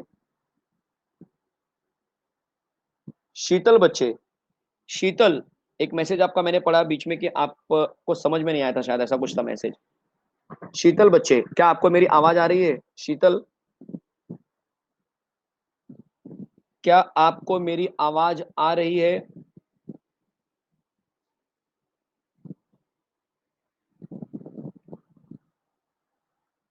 यस बच्चे, आवाज आ रही है बच्चे? नहीं, आवाज नहीं आ रही है। चलो शीतल से बात नहीं हो पा रही है, कोई बात नहीं। यहाँ पे मुझे दिख रहे हैं। चलो इजाज, इजाज बच्चे, क्या आपको मेरी आवाज आ रही है? आपका नाम एक बार जरा कंफर्म कर दीजिए। मैंने आपको अनम्यूट कर दिया है। हाँ सर, आवाज आ रही है। क्या नाम है बच्चे आपका? इजाज। चलो इजाज, मैं आपसे ये जानना चाहता हूँ कि आज का जो मैंने कंसेप्ट बताया, क्या आपको समझ में आया? अगर आप स्टार्टिंग से लेक्चर बैठे हो तो आपको समझ में आया होगा, ऐसा मैं सोच रहा हूँ। हाँ सर। समझ में आया, वेरी गुड। इस क्वेश्चन का आंसर आपको क्या लग रहा है, आप बता पाएंगे? कुछ है ये चांसेस? आएगा सर, ये। एकदम श्योर हो? हाँ, यस सर। चलो बहुत बहुत धन्यवाद, आपका आंसर बिल्कुल सही है। आपको मैं जरा समझा दूं यहाँ पे, तो ये बेंजीन रिंग है, और बेंजीन रिंग में जब हम क्या मिलाते हैं, यहाँ पे बोला गया है क्लोरीन मिलाने के लिए। बहुत सारे बच्चों को मैंने गलत होते हुए देखा है। उनको लगता है कि जब क्लोरीन मिलाएंगे FeCl3 के प्रेजेंस में, तो कंफ्यूजन कहाँ पे होता है, उनको लगता है कि यार ये Cl तो माइनस चार्ज है, क्योंकि आपने बचपन से यही पढ़ा है कि हेलोजन माइनस थे। बट बच्चे यहाँ पे FeCl3 की वजह से, जो कि FeCl3 का इलेक्ट्रॉन यहाँ पे 6 होता है, तो वो 2 इलेक्ट्रॉन लेने के लिए क्या करता है, यहाँ पे Cl को तोड़ देता है, और Cl एक अपने इलेक्ट्रॉन लेके माइनस बन जाता है, दूसरा प्लस बन जाता है। तो माइनस वाला FeCl3 के पास चल जाता है, और प्लस वाला यहाँ पे क्या अटैक करता है, इसको बोलेंगे इलेक्ट्रोफिलिक सब्स्टिट्यूशन। बहुत बहुत धन्यवाद बच्चे। इजाज कहाँ से बोल रहे हैं बच्चे? इजाज, सर, मैं कोल्हापुर से बोल रहा हूँ। इजाज कहाँ से बोल रहे हैं आप? कोल्हापुर से बोल रहा हूँ।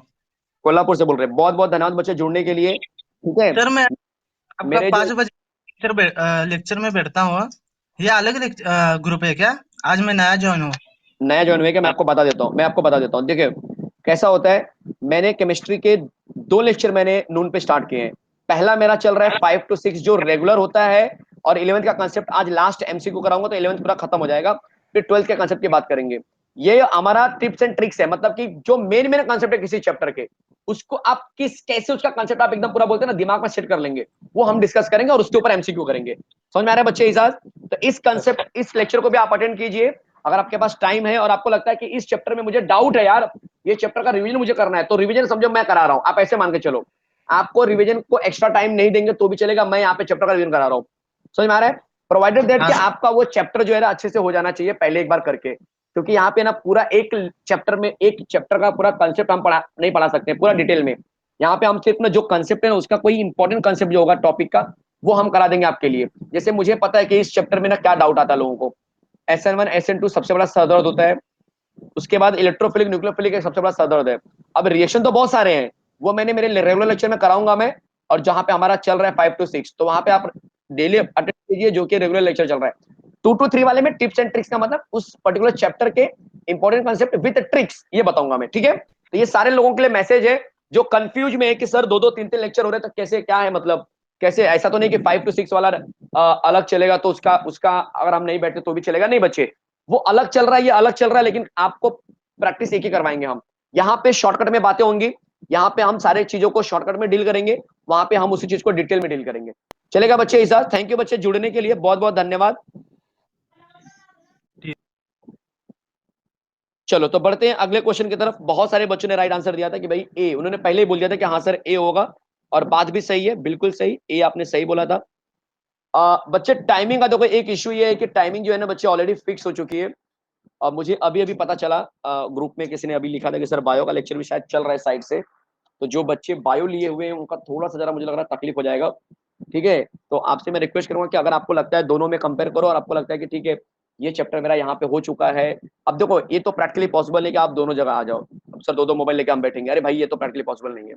ठीक है, इतने बड़े आप स्कॉलर तो नहीं हो, या इतने बड़े मतलब इतने बड़े आप जीनियस, कोई भी जीनियस नहीं यार, 2 2 मोबाइल से कैसे पढ़ेगा, वो तो टाइम वेस्ट हो जाएगा। बट ये हम कर सकते हैं कि आपको अगर कंपेयर कर सकते हैं कि यार ठीक है वहां पे कोई इंपॉर्टेंट कॉन्सेप्ट चल रहा है, तो तो आप वहां पे इंपॉर्टेंट कॉन्सेप्ट जो है वहां पे आप एक अटेंड कर लीजिए। अगर आपको लग रहा है कि यहाँ का कंटेंट आपका हो चुका है तो 1 PM को भी बच्चे नहीं रख सकते, मतलब सारी चीजें सेट करने के बाद ही सब मिक्स हुआ है पूरा। ऐसा नहीं कि हम उसके ऊपर डिस्कशन नहीं किए। मुझे भी पता चला बायो का, लेकिन अभी मैं कुछ कर नहीं सकता हूँ, टाइमिंग का थोड़ा इश्यू हो गया। ठीक है, तो आप एक बार देखिए कि अगर आपको लग रहा है कि नहीं ठीक है मुझे इस लेक्चर से कुछ बेनिफिट होने वाला है, इस लेक्चर में ये चैप्टर का रिवीजन मैं कर लेता हूँ, या आप कॉन्सेप्ट सीख के भी जा सकते हो, आपकी मर्जी। आप 10 15 20 मिनट आधे घंटे आप यहाँ पे अटेंड कीजिए, फिर बचे हुए लेक्चर वहाँ पे अटेंड कीजिए ताकि वो एमसीक्यू रहे, या एक जगह पे अटेंड करें दूसरी जगह रिकॉर्डेड लेक्चर देख लीजिए। इस तरह से आप कर सकते हो। ठीक है, ये आपकी चॉइस होगी, इसमें कोई दखल अंदाजी नहीं करने वाला है। ठीक है, बट मेरी कोशिश ये रहेगी कि मैं मेरे लेक्चर में बेस्ट दूं, ताकि जो है कि आपको हर एक कंसेप्ट जो है कि रिवीजन के फॉर्म में मिले। मतलब जो बच्चे केमिस्ट्री में रिवीजन के लिए डर रहे कि मेरा रिवीजन नहीं हुआ, तो उनको रिवीजन भी मिल जाए, टेंशन ही नहीं। चलो क्वेश्चन हमारे लिए ये है, the compound which is not formed when a mixture of n butyl bromide and ethyl bromide treated with sodium metal। देखिए जरा ध्यान से, n ब्यूटाइल ब्रोमाइड, बहुत सारे बच्चे आंसर देखना स्टार्ट कर दिए, बड़ा अच्छा लग रहा है।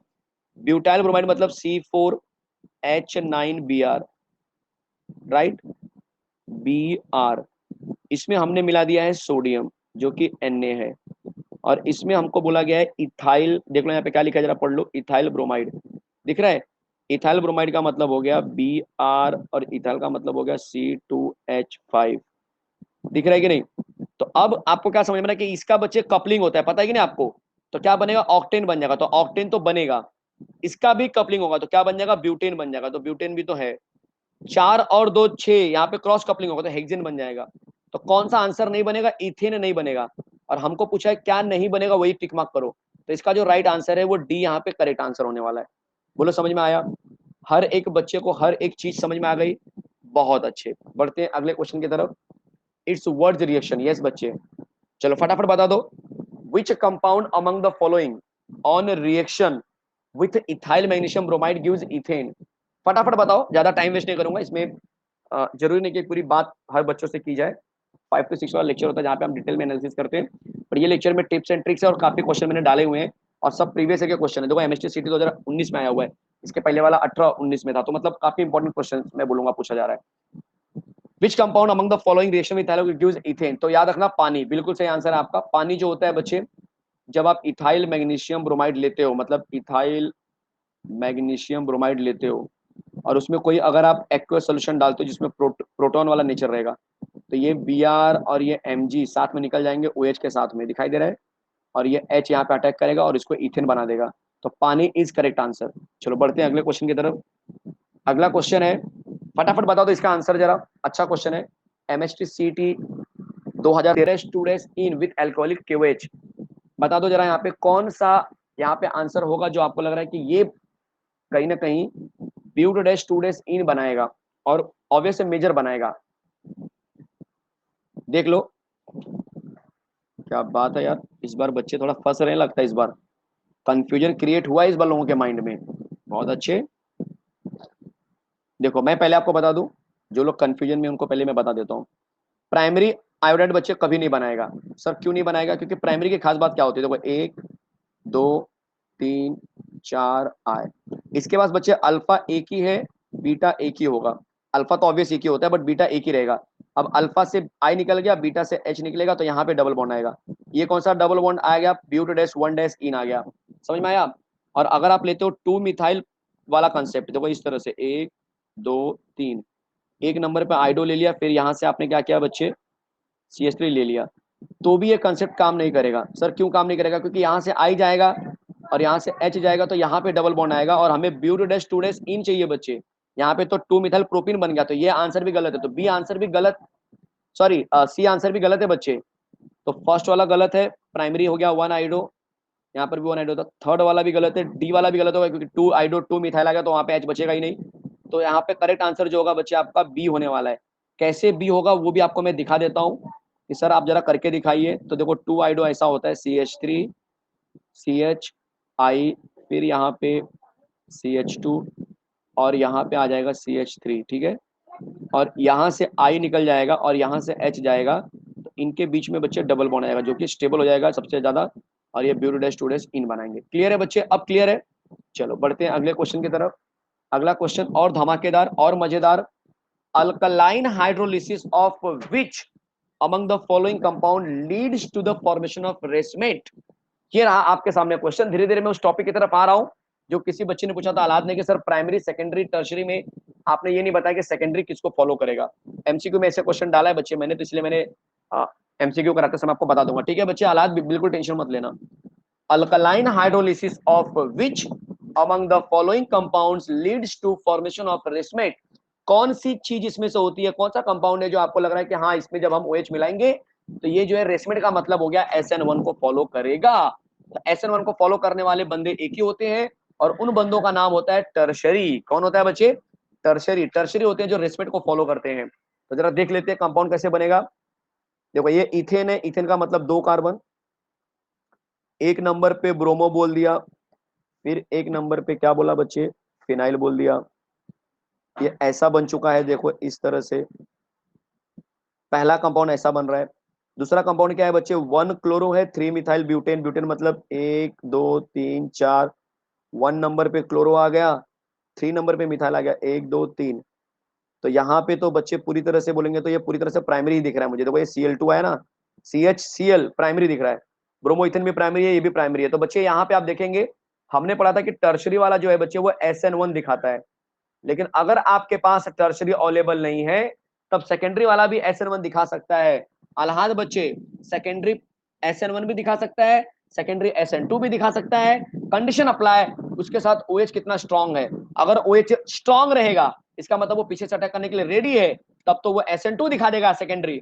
लेकिन अगर आपका OH वीक रहेगा तब सेकेंडरी होने के बाद भी OH अटैक नहीं करेगा, OH वेट करेगा Br निकल जाए प्लस बन जाए तब मैं अटैक करूं, तब वो SN1 दिखाएगा। तो ये अल्कलाइन के ऊपर डिपेंड करता है, अल्कलाइन हाइड्रोलिसिस होता है ना जो, उसके ऊपर डिपेंड करेगा। तो इस कंडीशन में तो फिलहाल पूरी तरह से आंसर ए होने वाला है। क्यों ए होगा? क्योंकि बाकी तीनों के तीनों बच्चे प्राइमरी हैं, तीनों के तीनों क्या है बच्चे, प्राइमरी हैं। ये तीनों प्राइमरी हैं और प्राइमरी मुझे पता है कि वो हमेशा SN2 दिखाते हैं और हमको रेसमेट बोला है, तो कॉमन सी बात है कि ए आंसर होगा जो आपको क्या कर रहा है, सेकेंडरी नेचर दिखा रहा है। बोलो समझ में आया? यहाँ पे बच्चे स्ट्रॉन्ग और वीक कहीं पे लिखा ही नहीं है। वापस से मैं रिपीट कर रहा हूं, कहीं पर भी लिखा है क्या स्ट्रॉन्ग इलेक्ट्रोलाइट, वीक इलेक्ट्रोलाइट या strong nucleophilic, weak weak weak nucleophilic? कहीं नहीं लिखा है बच्चे। तब हमें किसको देखना है? तब हमें उस अल्काइल हैलाइड को देखना पड़ेगा कि प्राइमरी सेकेंडरी टर्शियरी में से वो कौन सा है। अगर आपको चारों अल्काइल सेम होते, मान के चलो कि चारों अल्काइल सेम नेचर के, सेकेंडरी सेकेंडरी सेकेंडरी सेकेंडरी अलग अलग कंपाउंड होते बट सेकेंडरी नेचर के होते, तब हमें देखना पड़ता है कि अल्कलाइन किस नेचर का है। समझ में आया बच्चे? कोई कंफ्यूजन किसी को कहीं पर भी? बहुत अच्छे बहुत अच्छे, तो ए आंसर समझ में आ गया। चलेगा बच्चे, अलहाद मैं उम्मीद कर रहा हूं कि आपको आपका आंसर मिल गया होगा। चलेगा, एक बार कमेंट बॉक्स में अगर आपको आवाज मेरी जा रही तो आप प्लीज कमेंट बॉक्स में बता दीजिए कि हाँ सर अब क्लैरिटी हो गई हमें। वेरी गुड बच्चे अलहाद।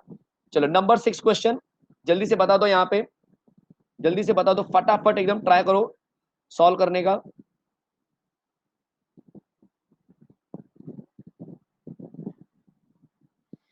जल्दी से बताओ। चलो मैं अलहाद को ही अनम्यूट कर लेता हूँ। अलहाद क्या आपको मेरी आवाज आ रही है? आपको थोड़ा डाउट भी था तो वो भी एक यस अच्छा हो सर। जाएगा, डाउट भी क्लियर हो जाएगा। यस सर, अलहाद आवाज आ रही है सर। आवाज आ रही है बच्चे, बहुत बहुत मुबारक हो आप। पहले तो आपकी आवाज मुझे भी आ रही है। ठीक है, in alkaline hydrolysis of टर्ड butyl bromide आपको क्या लग रहा है कि ये किस पैटर्न को फॉलो करेगा? अल्कलाइन हाइड्रोलिसिस में पहले सोच लो अच्छे से। अल्कलाइन हाइड्रोलिसिस बोला है टर्ड ब्यूटाइल ब्रोमाइड का और बोला है विथ रिस्पेक्ट टू न्यूक्लियोफाइल। आपको क्या लग रहा है क्या इसका आंसर होगा? सोच लो पहले। आपको इसमें बड़ा डाउट था SN1 SN2 में, इसलिए मैं आपको अनम्यूट किया। बोलो, सोच सर लो पहले। ए और बी में कंफ्यूजन है सर। बट हमको बोला है विथ रिस्पेक्ट टू न्यूक्लियोफाइल, मतलब जब पानी हम टाकी वाला लेते हैं ना, टाकी वाला समझ एकदम बड़ा पानी, जब ज्यादा पानी लेते हैं हम्म। तो उसमें उसमें नमक का कुछ रोल होता है, सॉल्ट का कुछ रोल होता है। जो नहीं। हम नमक डालते थे 25 ग्राम, कोई रोल नहीं नहीं। था। तो वैसे ही न्यूक्लियोफाइल मतलब OH माइनस, तो हमारे आंसर में OH का कोई रोल होता है जब हम टर्सरी लेते हैं? तो नहीं होता नहीं। है, इसलिए जीरो आंसर आएगा जीरो जीरो होगा। ऑर्डर। बोलो समझ में आया? बोलो यस समझ में सर। आया? अब 90% बच्चे क्या करते हैं, टर्ड ब्यूटाइल ब्रोमाइड देखा, अरे सोविन सर ने पढ़ाया था टर्ड ब्यूटाइल ब्रोमाइड मतलब SN1 रिएक्शन, और SN1 का मतलब वन, वन मतलब यूनिमोलिकुलर, मतलब फर्स्ट टिक मार्क करो, सही है। सोविन सर का लेक्चर बैठ के आए हैं, अरे भाई मेरा लेक्चर बैठे हो, लेकिन कंसेप्ट के साथ में खेलना है आपको, वो करना पड़ेगा आपको। और वो कंसेप्ट ये देखो आ गया, थोड़ा घुमा के पूछ दिया। उसने बोला है कि टर्ड ब्यूटाइल ब्रोमाइड का आपको ऑर्डर बताना है विद रिस्पेक्ट टू न्यूक्लियोफाइल बताना है, मतलब आपको बताना है कि न्यूक्लियोफाइल के हिसाब से पानी का टेस्ट क्या है, मतलब ऐसे पूछ रहा है। तो आप बोलेंगे न्यूक्लियोफाइल के मतलब नमक के हिसाब से पानी का टेस्ट कुछ भी नहीं है। है कि नहीं? क्योंकि आपने Yes, नमक sir. इतना कम लिया है कि पानी का टेस्ट नमक जैसा आ ही नहीं रहा, मतलब जीरो जीरो टेस्ट है, मतलब इसलिए इसका आंसर जीरो आ गया। बच्चे आपको SN1 SN2 का जो डाउट था सेकेंडरी को लेके वो समझ में आ गया अलाद? Yes, sir. आ गया सर. यस, तो आप हमेशा एग्जाम में देखना कि भाई प्रोटिक दिया है कि अप्रोटिक दिया है, स्ट्रॉन्ग इलेक्ट्रोलाइट स्ट्रॉन्ग न्यूक्लियोफाइल लिखा है कि वीक न्यूक्लियोफाइल लिखा है, और अगर सेकेंडरी सेकेंडरी सेकेंडरी सब चारों ऑप्शन सेकेंडरी है, तब OH डिसाइड करेगा कि मैं SN1 को फॉलो करूं कि SN2 को फॉलो करूं। और अगर OH आपका सेम है तब वो कंपाउंड डिसाइड करेगा कि वो SN1 में जा रहा है कि SN2 में जा रहा है, जैसे कि इसके पहले वाला क्वेश्चन था। सही बात है? Yes, sir. चलो बहुत बहुत धन्यवाद। तो मैं उम्मीद कर रहा हूं कि आपको हर किसी को मजा आ गया होगा, मतलब आज के कॉन्सेप्ट के साथ में, कि क्या बात है यार, इतना सारा कॉन्सेप्ट हमको पता ही नहीं, हम तो बड़े हल्के में ले रहे थे। चलो फटाफट बढ़ते हैं आगे। क्वेश्चन नंबर 7, ज्यादा टाइम वेस्ट नहीं कराऊंगा। डॉट 6 o'clock, सॉरी 6 बोल रहा हूँ, आदत पड़ गई 5 to 6 वाले की। डॉट 3 o'clock को मैं आपको लीव कर दूंगा। तो इस क्वेश्चन का आंसर क्या होगा बच्चे, तो जरा देख लो फटाफट। ये अल्कोहलिक लिखा हुआ है, क्या लिखा है बच्चे मेरे प्यारे प्यारे, अल्कोहलिक लिखा हुआ है, दिखाई दे रहा है? Alcoholic NH3। अल्कोहलिक NH3 क्या करेगा बच्चे, जरा बता दो फटाफट। कोई है आंसर देने वाला यहाँ पे? वाई आंसर क्या बन सकता है? चेक कर लो पहले, अच्छे से सेट कर लो अपने माइंड में। इसको मैं अनम्यूट करूँ यहाँ पे। कार्तिक, कार्तिक क्या आपको मेरी आवाज आ रही है? कार्तिक, अगर आपको मेरी आवाज आ रही है तो आप अपने आप को अनम्यूट कर सकते हैं हाँ बच्चे। सर, हाँ आ रही है सर। आ रही है, बहुत अच्छे। कार्तिक क्या लग रहा है आपको, इसका आंसर क्या होगा? थोड़ा चैलेंजिंग क्वेश्चन है यार ये। सर मुझे इसका बी लग रहा है सर। बी लग रहा है? इसका आंसर बी लग रहा है, मतलब किस बेसिस पे आप बता रहे हो इसका आंसर बी हो रहा है? चलो देख लो जरा यहाँ पे होता क्या है। जनरली ये अल्कोहलिक NH3 है ना, अल्कोहलिक NH3 मतलब एक तो कंफर्म है कि तो इसमें एलिमिनेशन नहीं होगा ना सर? देखो यहाँ पे मैं दिखा रहा हूँ, यहाँ पे इसको मैं ऐसे लिखूं चलेगा? ऐसे लिखूं बच्चे चलेगा? दिखा देखो जरा, हाँ सर। कोई डाउट है? अगर मैं आपको बोलूं कि यहाँ से HBr बाहर चला गया, आपको नहीं लग रहा है बच्चे कि ये कुछ ऐसा बन सकता है? CH3 CNH2, फिर यहाँ पे आ गया CH3, फिर यहाँ पे आ गया CH3। दिखाई दे रहा है कि नहीं? हाँ सर। दिखाई दे रहा है बच्चे? इसका नाम देखेंगे तो क्या बन गया बोलो? 2 नंबर पे अमीनो, फिर 2 नंबर पे मिथाइल, और 3 कार्बन से प्रोपेन। ऐसा नाम दिखाई दे रहा है कि नहीं आपको? हाँ सर। देख, 2 अमीनो 2 ठीक। मिथाइल प्रोपेन, दिखाई दिया? दिखाई दिया? तो इसका जो नाम यस होता सर। है बच्चे 2 अमीनो 2 मिथाइल प्रोपेन, हम इस पैटर्न को फॉलो करते हैं। और यहाँ पे माइनस HBr, वही तुम्हें बताना चाह रहा है कि HBr गया। एक चीज ध्यान देना कि NH2 जो होता है ना बच्चे आपका, वो आपको हमेशा H रिलीज करेगा और NH2 जाके अटैक करता है। NH3 की एक खास बात होती है, ये जो रिएक्शन था आपने अमाइन चैप्टर में भी आप सीखेंगे, इसको हम अमोनोलिसिस के नाम से जानते हैं। किस नाम से जानते हैं बच्चे? अमोनोलिसिस के नाम से जानते हैं। से जुड़ने के लिए मैं उम्मीद कर रहा हूँ कि आपको चीजें समझ में आ रही होंगी, आप अच्छे से कर रहे होंगे मेरे लेक्चर को देख के, बाकी लेक्चर देख के। ठीक है, यस सर। चलो धन्यवाद बच्चे जुड़ने के लिए। तो बढ़ते हैं अगले क्वेश्चन की तरफ बिना टाइम वेस्ट किए। क्वेश्चन नंबर 8 आपके स्क्रीन के ऊपर, फटाफट आंसर दो सारे। MST सिटी में आए हुए क्वेश्चन उठाए मैंने। Which of the following alkyl halide is more reactive towards nucleophilic substitution reaction? कम समय में फटाफट आंसर दे दो। कौन है जो आपको लग रहा है कि हाँ यार इसका बॉन्ड तोड़ना आसान है? पढ़ा पढ़ाया कि मैंने बताया है आपको कि भाई क्या होता है, कैसे होता है। दिमाग चला लो आज के दिन, दिमाग चला लो जरा। कुछ याद आ रहा है कि नहीं आपको? कुछ ऐसा लग रहा है कि हाँ ये तो हमने किया हुआ है? कुछ याद आ रहा है? याद आ रहा है? याद आ रहा है? बहुत से लोग गलत आंसर दे रहे हैं क्या मेरे भाई? अरे दिमाग तो चलाओ मेरे बच्चों, ऐसा क्यों कर रहे हो तुम लोग? Very good, D answer is the correct. क्योंकि होता क्या है कि ये पूरी तरह से डिपेंड करता है। आपको मैंने CX का बॉन्ड पढ़ाया है, ठीक है? अभी अगला लेक्चर जब आएगा तो उसमें भी मैं पढ़ाऊंगा हेलोजन डेरिवेटिव का। CX के बॉन्ड में देखो C और I का जो बॉन्ड होता है बच्चों, वो काफी बड़ा होता है, इसको तोड़ना आसान होता है। तो जब ये आसानी से टूटेगा तो OH वहां पे जल्दी अटैक करेगा। तो यहाँ पे डी आंसर करेक्ट हो गया, चलेगा? चलो बढ़ते हैं अगले क्वेश्चन की तरफ जो आपको मिलने वाला है अगले कंटेंट में। यस, फटाफट बता दो जल्दी से।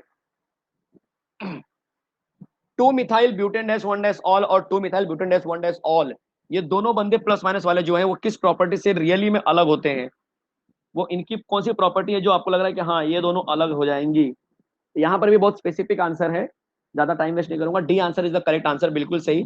MST सिटी 2017 में आता है कि भाई स्पेसिफिक रोटेशन जो होता है ना, वो होता है जो इनको अलग कर देता है। बाकी इनका मान के चलो कि पूरा फिजिकल और chemical property near about same same ही होता है बच्चे, लेकिन जो स्पेसिफिक रोटेशन होता है वो आपका क्या होता है बच्चे, पूरी तरह से अलग हो जाता है। चलेगा? तो इस बात का आपको क्या करना है, ध्यान रखना है, इस बात को आपको अपने माइंड में सेट करके चलना है। क्लियर है? चलो अब आपको जरा दिखाता हूँ एक ये ले लिया जाए, ब्रेकआउट जरा ले लिया जाए, जरा देखिए कि कितने लोग कितने पानी में है कि नहीं, मजा आ जाएगा, क्या बोलते हैं? चलो तो एक लेवल का जरा ब्रेकआउट ले लेता हूं मैं। स्टेबिलिटी ऑफ ऑर्डर आप लोगों ने किया है कि नहीं किया है पता नहीं, लेकिन ठीक है कर लेंगे अच्छे से, मतलब किया ही होगा ऑब्वियस है। एक मिनट एक मिनट एक मिनट, चलो तो get ready for this question. SN1 SN2 का बहुत ही फेमस क्वेश्चन है ये, कई बार आ चुका है, एक दो बार नहीं कई बार आ चुका है। तो जल्दी से जो ब्रेकआउट में ये क्वेश्चन दिख रहा है बच्चे, इसका आंसर दे दीजिए जल्दी से। ये क्वेश्चन मैंने अपने, ओहो क्या बात है, 91% लोगों ने इसका करेक्ट आंसर दिया है, जो कि अपने आप में ये बड़ी बात है, और इसी को हम बोलते हैं प्रैक्टिस, इसी को बोलते हैं प्रैक्टिस। एक बार जरा कंफर्म कर दीजिए चैट बॉक्स में कि क्या आपको क्वेश्चन प्रॉपर दिखाई दे रहा था। एक बार ये जरा कंफर्म करिए, क्योंकि मैंने कल ही मैंने टेक्निकल टीम से बात किया था इस टॉपिक के बारे में, तो उन्होंने बोला था कि हाँ सर। ओके, तो यहाँ पे सारे बच्चे ने कंफर्म किया कि सर हमें क्वेश्चन पूरा दिखाई दे रहा था। बहुत अच्छे, ये क्वेश्चन मैंने अल्केन चैप्टर में भी कराया था, अगर आपको याद होगा तो, अल्केन या हाइड्रोकार्बन या बेसिक प्रिंसिपल कहीं पे तो मैंने कराया था। और इस क्वेश्चन को जो गलत कर रहे हैं बच्चे, तो आपको दोबारा अपने आप को सोचना है यार ये गलती कैसे हो रही है मुझसे। और अभी आज ही मैंने बताया कि प्राइमरी वाला सबसे बड़ा अनस्टेबल होता है, मतलब यहाँ पे CH3 जो एक बच्चे उसकी स्टेबिलिटी सबसे कम होगी, बाद में उससे थोड़ा ज्यादा फोर्थ नंबर का होगा, उससे थोड़ा ज्यादा फर्स्ट नंबर, और सेकंड नंबर सबसे ज्यादा होगा। तो जो बी ऑप्शन था वो बिल्कुल करेक्ट था। चलेगा, बहुत बहुत धन्यवाद बच्चे। चलो बढ़ते हैं अगले क्वेश्चन की तरफ और देखते हैं कि जो अगला क्वेश्चन है हमारा वो क्या है, कहाँ तक हम पहुंचे थे, जरा देख लेते हैं एक बार। हम क्वेश्चन नंबर 7 8 तक पहुंच गए थे। अच्छा ये सब तो हो चुका है हमारा, अच्छा ये तो 3 नंबर दिख रहा है, एक मिनट जरा। क्वेश्चन नंबर 8 भी हो चुका है हमारा, 9 10 चल रहा था शायद से, ये हो चुका है। चलो क्वेश्चन नंबर 10 फटाफट कर दो, जल्दी से इसका आंसर दे दो। ये क्वेश्चन भी काफी इंटरेस्टिंग माना जाता है, बहुत से कम लोग को पता होता है ऑप्टिकल आइसोमर निकालने का तरीका, मैं आपको बता देता हूँ, इसमें ज्यादा टाइम वेस्ट नहीं करूंगा। 2:n बच्चे फॉर्मूला होता है, तो सी आंसर इसका करेक्ट होने वाला है, चलेगा। चलो नंबर 11 जरा देख लो फटाफट। नंबर 11 क्या है, what is the chemical composition of Nichols prism. होता क्या है कि प्लेन पोलराइज लाइट को बनाने के लिए जो हम कंपोजिशन लेते हैं ना बच्चे, वो हम लेते हैं कौन सा बच्चे, वो हम सी लेते हैं, कैल्शियम कार्बोनेट, चलेगा। चलो बहुत अच्छा, सब लोग MST सिटी में आया हुआ क्वेश्चन है, तो कोई लोकल क्वेश्चन नहीं ले रहा हूं मैं, कि इजी हो सकती है आपके लिए क्योंकि आपकी प्रैक्टिस अच्छी हो गई है, बट ये सब क्वेश्चन आए हुए हैं।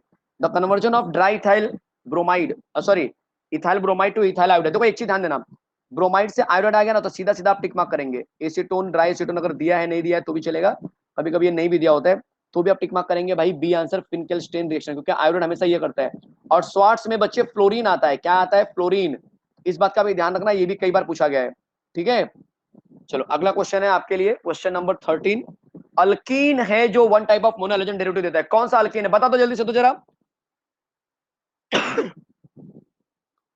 कौन सा,